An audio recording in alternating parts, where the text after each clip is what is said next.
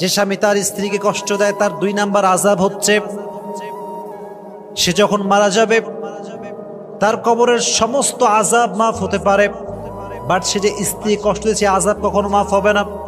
এর কারণ হচ্ছে বান্দার হক হচ্ছে 2 প্রকার, এক হচ্ছে হকুল্লাহ আর এক হচ্ছে হকুল ইবাদ। আল্লাহর হক হচ্ছে নামাজ পড়া, পড়েন নাই আল্লাহ মাফ করতে পারে। আল্লাহর হক হচ্ছে রোজা রাখা, পড়েন নাই আল্লাহ মাফ করতে পারে। বাট হকুল ইবাদ যেটা মানুষের হক আপনি নষ্ট করেছেন পৃথিবীর এই মাটিতে, যতক্ষণ পর্যন্ত ওই বান্দা মাফ না করবে ততক্ষণ পর্যন্ত আপনার ক্ষমা হবে। তাহলে পৃথিবীর সবচেয়ে জঘন্যতম অপরাধ হচ্ছে মানুষের হক নষ্ট করা।